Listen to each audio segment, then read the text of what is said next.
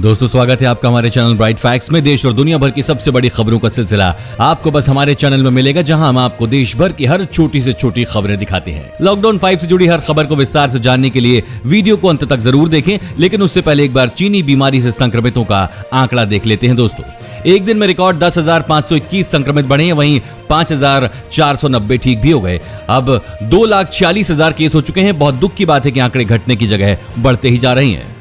चलिए बढ़ते हैं आज की बड़ी हेडलाइंस की तरफ, जहां आप देखेंगे मंदिरों के पुजारी ने सैनिटाइजर को कहा नो, बोले कि सैनिटाइजर का इस्तेमाल करके मंदिर के अंदर प्रवेश नहीं दिया जाएगा, जानिए क्यों।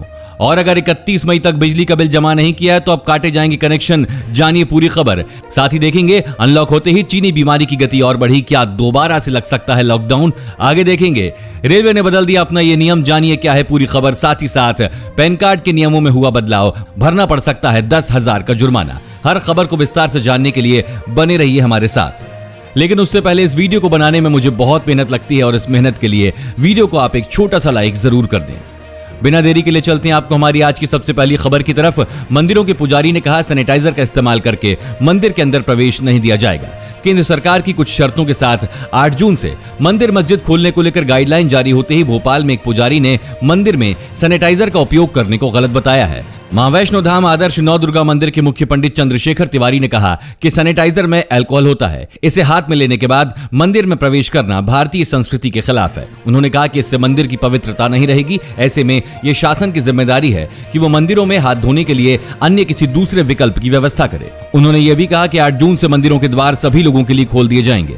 शासन की गाइडलाइन का मंदिर समिति पालन करेगी, लेकिन मंदिरों में सैनिटाइजर का उपयोग करके प्रवेश करने की अनुमति किसी को भी नहीं दी जाएगी। मंदिरों में शराब सेवन करके प्रवेश नहीं दिया जाता है, तो ऐसे में अल्कोहल से हाथ धोकर भगवान को प्रणाम करना या प्रसाद ग्रहण करना सही नहीं है। अगर 31 मई तक बिजली का बिल जमा नहीं किया तो अब काटे जाएंगे कनेक्शन। लॉकडाउन में बिजली कंपनी 2 से लेकर 3 माह तक बिजली बिल जमा नहीं करने वाले उपभोक्ताओं के कनेक्शन काटने का प्लान बना चुकी है। बिजली कंपनी ऐसे उपभोक्ताओं को पहले बिल जमा करने के लिए नोटिस भेजेगी। नोटिस के बाद भी अगर उपभोक्ता बिल जमा नहीं करते हैं तो उनका कनेक्शन काटने की कार्रवाई की जाएगी। बिजली कंपनी के अधिकारी ने कहा कि शहर में वर्तमान में ऐसे 13,000 उपभोक्ता हैं। इसमें से कम 3,000 उपभोक्ता ऐसे हैं जो 2 या 3 माह से बिजली बिल जमा नहीं कर रहे हैं। ऐसे उपभोक्ताओं की लिस्ट बनाई जा रही है, उनको नोटिस जारी किया जाएगा। इसके बाद उनका कनेक्शन काट दिया जाएगा। दोस्तों इस चैनल पर हम आपको देश और दुनिया भर की सबसे बड़ी खबरें सबसे पहले बताते हैं। अगर आपको भी दुनिया भर की खबरें सबसे पहले चाहिए तो चैनल को बिना भूले नीचे दिए गए लाल बटन को दबाकर सब्सक्राइब जरूर कर दें और बेल आइकन प्रेस कर दें। लॉकडाउन खुलते ही चीनी बीमारी की गति और बढ़ी, क्या दोबारा से लग सकता है लॉकडाउन, जाने पूरी खबर। दोस्तों देश से लॉकडाउन ठीक से हटा नहीं है कि चीनी बीमारी से संक्रमितों का आंकड़ा बहुत तेजी से ऊपर जा रहा है। जब लॉकडाउन था तो उसकी गति काफी धीमी थी, लेकिन अनलॉक फेज 1 के शुरू होने से पहले ही यह गति तेजी पकड़ चुकी है। देश में पिछले 24 घंटों में 10,521 संक्रमित बढ़े। इसके साथ ही मरीजों की कुल संख्या 2,36,000 से ज्यादा हो गई है। भारत महामारी से बुरी तरह प्रभावित होकर इटली से आगे निकल गया है। एक रिपोर्ट के मुताबिक भारत अब 6ठे जबकि इटली 7वें स्थान पर है। इन आंकड़ों की माने तो भारत में शनिवार सुबह तक 2,36,184 मामले थे, जबकि इसी दौरान इटली में आंकड़ा 2,34,531 था। हालांकि मौतों के मामले में काफी अंतर है। भारत में 6,649 जबकि इटली में 33,774 लोगों ने दम तोड़ा है। महामारी से सबसे ज्यादा प्रभावित 5 देश अमेरिका, ब्राजील, रूस, स्पेन और ब्रिटेन है। अगर देश में इसी तरह चीनी बीमारी से संक्रमितों का आंकड़ा बढ़ना बंद नहीं होता तो यह कहना गलत नहीं होगा कि जल्द ही लॉकडाउन दोबारा से लगाया जा सकता है। इस वीडियो को देखते रहिए दोस्तों, क्योंकि आगे आने वाला है। आर्मी में नौकरी करना चाहते हैं तो बहुत बड़ा मौका, 10वीं और 12वीं पास के लिए निकली है वैकेंसी। वहीं दोस्तों अब रेलवे ने बदल दिया है अपना ये नियम। नए आदेश के अनुसार टिकट बुकिंग के लिए हर यात्री को फॉर्म पर कुछ और जानकारियां देनी अनिवार्य होगी। इसके बिना टिकट नहीं मिलेगा। इन जानकारियों में सफर के लिए आप जहां जा रहे हैं उसका पूरा पता देना होगा। इसके अलावा उस जगह का संबंधित पिन कोड भी देना होगा। देश में 1 जून से शुरू हुई 200 यात्री ट्रेनों में अब तत्काल टिकट बुकिंग की सुविधा भी जल्द मिल सकती है। साथ ही ट्रेनों में आम टिकट बुकिंग के लिए भी नियमों में बदलाव कर दिया गया है। महामारी संकट के बीच लॉकडाउन का दौर खत्म हो रहा है और उसकी जगह अनलॉक ने ले ली है। इसके तहत केंद्र और राज्यों की सरकार धीरे धीरे कई क्षेत्रों में छूट दे रही है। इसलिए भारतीय रेलवे ने भी ऐतिहासिक बंदी के बाद यात्री ट्रेनें देश भर में शुरू कर दी हैं। इन ट्रेनों में सोशल डिस्टेंसिंग, मास्क और सैनिटाइजेशन का सख्ती से पालन करना जरूरी है। पैन कार्ड के नियमों में हुआ बदलाव, जान ले ये नियम, वरना भरना पड़ सकता है 10,000 का जुर्माना। देश में महामारी संकट के बीच वित्त मंत्री ने हाल ही में ई पैन कार्ड बनवाने की सुविधा पेश की है। बता दें कि अब लोगों को नया पैन कार्ड बनवाना न सिर्फ आसान हो गया है, बल्कि इसके लिए किसी दस्तावेज की भी जरूरत नहीं है और ये सुविधा मुफ्त है।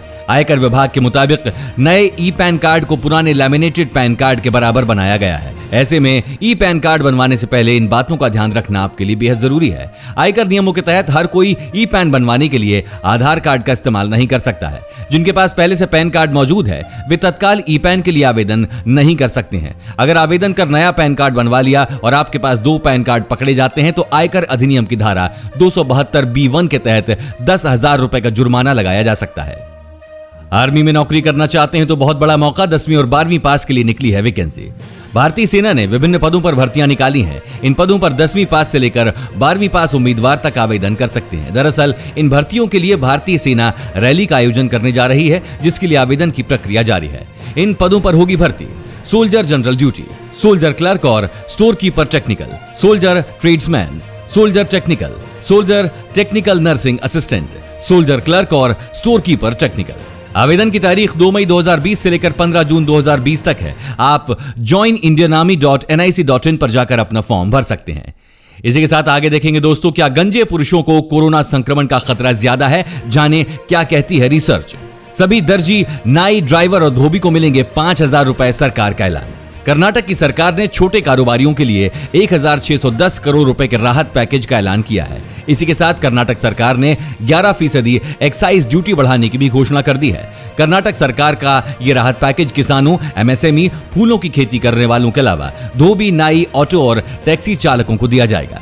मीडिया रिपोर्ट्स के अनुसार कर्नाटक के मुख्यमंत्री बीएस येदियुरप्पा ने ऐलान किया कि महामारी के चलते नाई और धोबियों का धंधा शहरी और ग्रामीण दोनों ही इलाकों में प्रभावित हुआ है। ऐसे में कर्नाटक सरकार ने पैकेज के तहत लगभग 2,30,000 नाइयों और करीब 60,000 धोबियों, टैक्सी ड्राइवरों व अन्य छोटे मोटे काम कर अपना घर चलाने वालों को मुआवजे के तौर पर 5,000 रुपए प्रति व्यक्ति की मदद देने का फैसला किया है। इसके साथ ही छोटे और मध्यम उद्योगों के लिए 2 महीने तक बिजली का बिल भी माफ करने का फैसला लिया है। अगर महीने में 15,000 से कम कमाते हैं आप, तो आप भी उठा सकते हैं मोदी सरकार की इस योजना का लाभ। दोस्तों, देश में ऐसे कई लोग हैं जो एक महीने में 15,000 से भी कम कमाते हैं। मोदी सरकार ने ऐसे ही लोगों के लिए एक योजना की शुरुआत की है। इस योजना के तहत 60 साल की उम्र के बाद हर महीने कम से कम 3,000 रुपए पेंशन का प्रावधान किया गया है। साथ ही पेंशन पाने के दौरान यदि लाभार्थी की मृत्यु हो जाती है तो उसकी पेंशन की 50% धनराशि उसके परिवार को दी जाएगी। इस योजना का नाम है प्रधानमंत्री श्रमयोगी मानधन योजना। प्रधानमंत्री श्रमयोगी मानधन योजना के तहत 15,000 रुपए से कम सैलरी पाने वाले व्यक्ति को 60 साल की उम्र के बाद हर माह कम से कम 3,000 रुपए पेंशन मिलेगी। इस पेंशन को पाने के लिए कर्मचारी को हर महीने एक तय रकम देना होगा और उतनी ही रकम सरकार की तरफ से भी आएगी। गंजे लोगों को आम लोगों के मुकाबले जल्द हो सकता है कोरोना, जाने पूरी खबर। महामारी को लेकर अब तक हजारों शोध, अध्ययन और सर्वे हो चुके हैं। अब ऐसे ही अमेरिका में हुई 2 स्टडीज ये कहती हैं कि गंजे पुरुषों को चीनी बीमारी के गंभीर संक्रमण का ज्यादा खतरा है। यूनिवर्सिटी के शोधकर्ता कार्लोस वैम्बियर का कहना है कि संक्रमण होने और स्थिति गंभीर होने से गंजेपन का भी संबंध है। शोधकर्ताओं के मुताबिक पुरुषों में पाए जाने वाला हार्मोन एंड्रोजन, जो गंजेपन का कारण होता है, वही हार्मोन चीनी बीमारी के संक्रमण की क्षमता को बढ़ा सकता है। इसका एक मतलब यह भी है कि यह हार्मोन दवा के असर को भी कम करता है, इसलिए मरीजों को ठीक होने में ज्यादा समय लगता है। वहीं कुछ शोधकर्ताओं का कहना है कि गंजेपन और महामारी का संबंध समझने के लिए अभी और अधिक शोध करने की जरूरत है। आगे देखेंगे दोस्तों, अमेरिका के साथ 8 देशों की दोस्ती देखकर चीन की उड़ी हवाइयां। लॉकडाउन में नौकरी छोड़कर घर लौटे प्रवासी मजदूरों के लिए सरकार का नया ऐलान, देंगे सभी को रोजगार। केंद्र सरकार ने लॉकडाउन के कारण रोजी रोटी और रोजगार गंवाने वाले प्रवासी मजदूरों के लिए मेगा प्लान तैयार किया है। केंद्र सरकार ने देश के 6 राज्यों के उन 116 जिलों की पहचान की है जहां लॉकडाउन के दौरान सबसे ज्यादा प्रवासी मजदूर वापस लौटे हैं। सरकार के मेगा प्लान के तहत लॉकडाउन के दौरान अपने राज्यों और गांवों को लौटे करोड़ों प्रवासी मजदूरों के पुनर्वास और रोजगार के लिए सरकार वेलफेयर और डायरेक्ट बेनिफिट स्कीम को तेजी से मिशन मोड में चलाएगी। इसका मकसद है कि घर लौटे प्रवासियों के लिए आजीविका, रोजगार, कौशल विकास और गरीब कल्याण सुविधाओं का लाभ सुनिश्चित किया जा सके। इन जिलों में मनरेगा, स्किल इंडिया, जनधन योजना, किसान कल्याण योजना, खाद्य सुरक्षा योजना, पीएम आवास योजना समेत अन्य केंद्रीय योजनाओं के तहत मिशन मोड में काम होगा। दिल्ली के अस्पताल में सिर्फ दिल्ली वालों की ही होगी भर्ती, बाहर के मरीजों को नहीं किया जाएगा एडमिट। दिल्ली सरकार ने बड़ा फैसला किया है। अब दिल्ली में दिल्ली सरकार और प्राइवेट अस्पतालों में केवल दिल्ली के निवासियों का ही इलाज होगा, जबकि दिल्ली में स्थित केंद्र सरकार के अस्पतालों में सभी का इलाज होगा। महामारी के बढ़ते मामलों के मद्देनजर दिल्ली कैबिनेट ने यह फैसला लिया है। दिल्ली के मुख्यमंत्री अरविंद केजरीवाल ने रविवार को इसका ऐलान किया। मुख्यमंत्री ने कहा कि जून के अंत तक 15,000 मरीजों के लिए बेड की जरूरत होगी। इस संबंध में लोगों की राय मांगी गई थी। इसमें दिल्ली के 90% लोगों ने कहा है कि जब तक महामारी है तब तक दिल्ली के अस्पतालों में सिर्फ दिल्ली वासियों का इलाज हो। अमेरिका के साथ 8 देशों की दोस्ती देखकर चीन की उड़ी हवाइयां।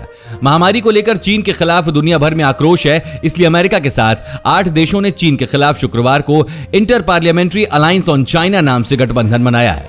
उधर चारों तरफ घिरे चीन ने तिल मिलाते हुए कहा है कि हालात पहले जैसे नहीं रहे। दुनिया ऐसा न सोचे कि हम सब मिलकर उसे रोक लेंगे। ये गठबंधन चीन की हर हरकत का जवाब देने की रणनीति पर काम करेगा और ड्रैगन की मनमानी को नाकाम करेगा। उधर चीन की सरकारी मीडिया ने इस तरह के गठबंधन को व्यर्थ की कोशिश करार दिया है। चीन ने कहा कि हमें 1990 वाला देश समझना दुनिया की गलती होगी। हालात अब पहले जैसे नहीं है। 21वीं सदी में हमारे खिलाफ खड़ा होना मुश्किल होगा। चीन ने डराने के लिहाज से कहा